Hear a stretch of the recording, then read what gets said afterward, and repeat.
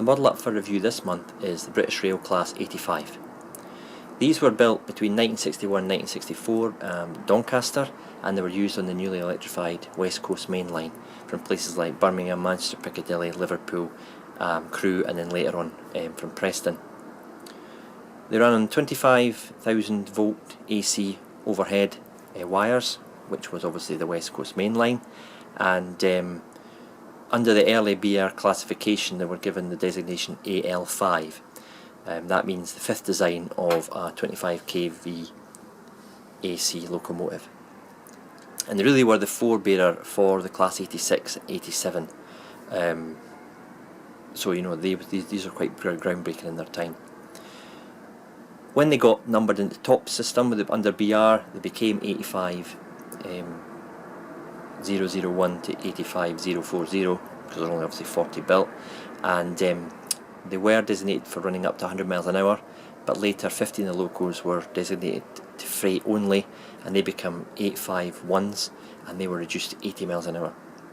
This particular locomotive that you're looking at right now no longer exists. It was scrapped in 1990 by MC Metals in Glasgow, as were a lot of British Rail locomotives.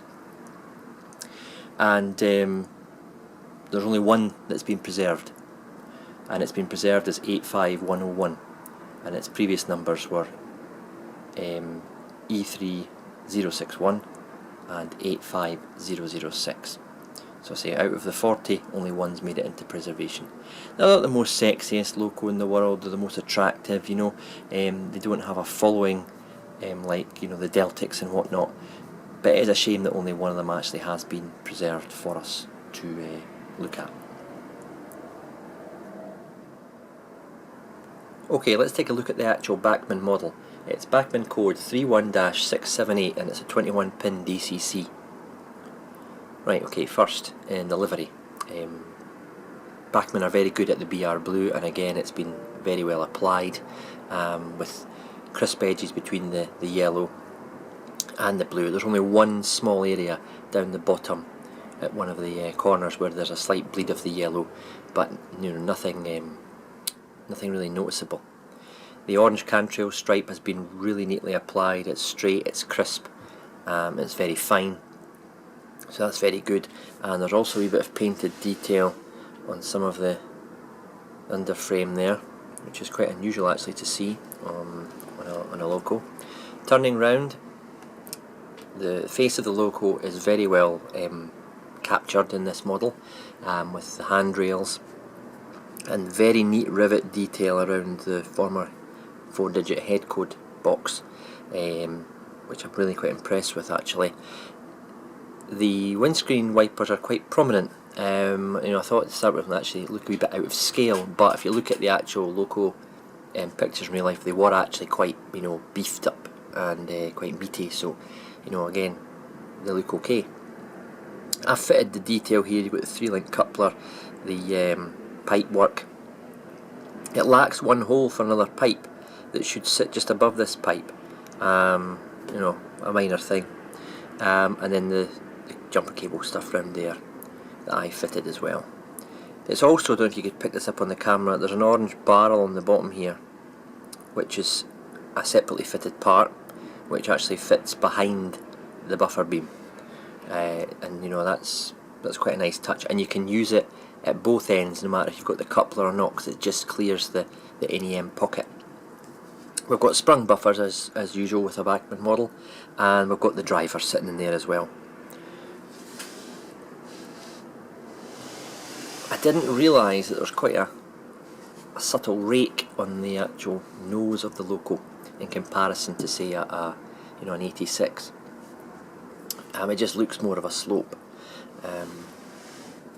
The BR sign there picked out in silver. You do actually get etched plates to go over that. Quite tricky to put on, I'd imagine, without smudging glue, so I'll just not bother. Number 2 end is the same as the number 1 end, and if you can see just in the very corner there, that's the wee bleed of paint that I'm talking about. Again, it's not a big issue, it's just something I noticed actually today, and I've had the model out for 3 or 4 days now, so that shows you how obvious it is. The bogie detail is very good, with driver steps there, and all the the bogies and the springs and stuff picked out very well. And whilst they're not etched, the vents and the grills along the side there, again accurately picked out. If I turn it around to the other side, space here, there's actually windows along one side that when you have the lights on, the cab lights on, they light up as well, and it allows you to see some of the internal workings of the loco, which again is quite a nice touch, you know. Often these windows are so small, and you know, the Class 47 and 37, that you know, there's no point in showing any detail, but these are quite prominent windows, and it's good that Bachmann have picked out some of the detail in there. It really is an impressive loco. I'll pick up the camera to have a look at the roof. Again, very well detailed, nicely picked out, very fine kind of wiring there in the orange. If you're running in DC and you want to switch the cab lights off, or you know, alter the lighting, it's actually underneath this little box here. Okay, but since I've obviously got DCC, I don't have to bother with that at all. The pantograph is very fine. It does stay down. It's quite a fidgety little clip that's, if you could see, that's kind of a little clip protruding there, little prong. It goes into you know, a small notch on the base of the pantograph if you want to keep the pantograph down. If you want it to go up, that's great, it looks fantastic. However, what I have found, and you know, from my previous videos, I use the Dapple catenary and masts, and it's too low. If the mast is sitting, if the pantograph is sitting at its full reach. So what I've actually done is I've taken a very, very fine piece of wire, I don't know if you can see it there actually, and just looped it round. It's just the fine, really, really fine wire. Bent it with my fingers, hooked it round the top, hooked it round the bottom. See? And if obviously I take see, it goes loose, and it's just hooked in there, and it allows this to run on my lower section with the masts, so they don't actually clip on the way past. And I'll go into that a wee bit more just now when I pop it on the track. So yeah, I'm really impressed with the model. Say 86 quid from Hatton's, pretty much a bargain in today's model railway world, and you know, I'm glad I got it. Okay, what I was just saying about the actual pantograph getting in the way of the masts. If I was to slide this along, this is with the small wire, you can probably see it now. If you slide that along, it's not going to interfere, and all my masts are at exactly the same height, because I use a 2mm block to bring the mast up slightly as a kind of concrete base, and then I put the mast, I drill a hole through that and put the mast in, and as you can see, it's not going to catch or foul the pantograph or damage these, although they fairly spring around, so there's a wee bit of give in them, but I don't want to go down the route of breaking the pantograph. So bring it back, you can see the wee bit of wire there. It's not obtrusive, it's not going to damage the pantograph, because obviously the pantograph's got a bit of spring in it, see, and it's very light anyway. This bit's very light, so there's not immense amounts of pressure and strain on the springs or the joints or anything like that. And if I wanted to take a bit of wire out, have the pantograph raised more, but you know, in real life the pantograph is raised to meet the actual overhead wires, and obviously it gives a wee bit, as you know, the wires might vary in height and the pantograph's got to kind of adjust. So to have it fully up the way is kind of unrealistic anyway, it's too tall, so I've lowered it a touch. I think it looks a bit more realistic. In saying that, before I show you it running, when I put the overheads on the upper section here, the masts, sorry, I'm going to raise them up a bit more. In the past, I said there's a 2mm thick piece of plastic card there that's kind of got like a concrete base for the mast. I'm going to make them higher on the upper level, so if I needed to or wanted to, I could run it with the mast at full height. the ones that I've already put in place here, I'll just chisel out the base, put a new base in, drill it and refit the mast. So these will be raised up maybe another 2 or 3 millimeters.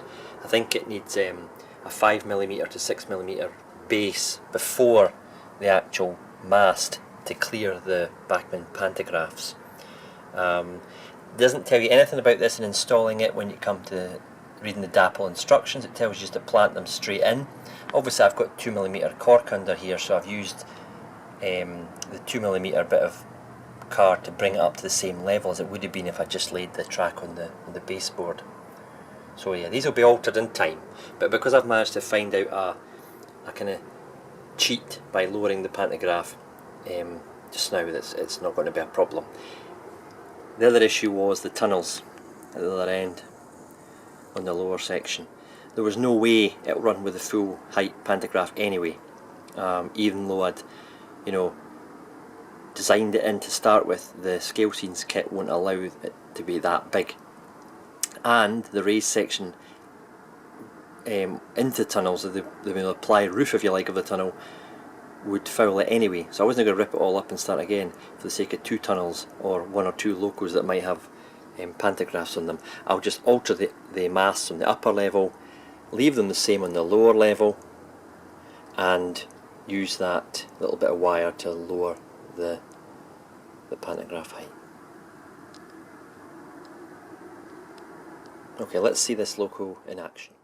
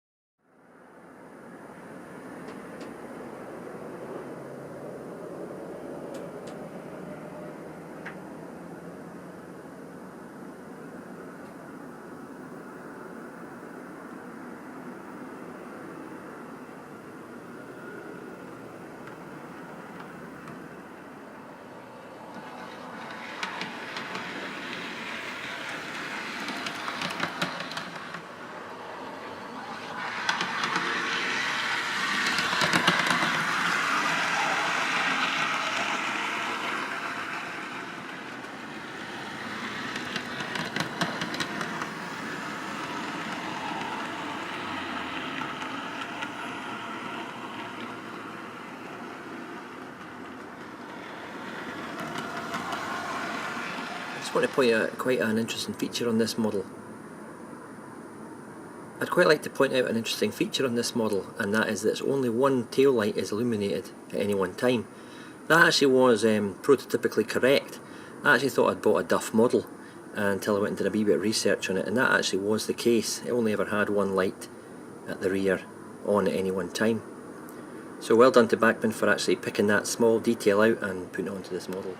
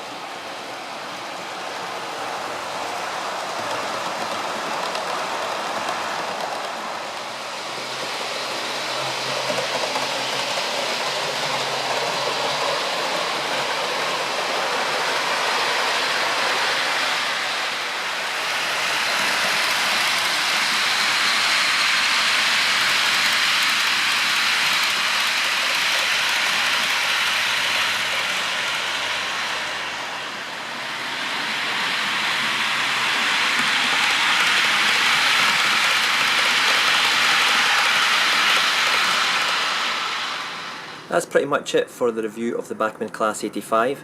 It really was a smooth runner straight from the box.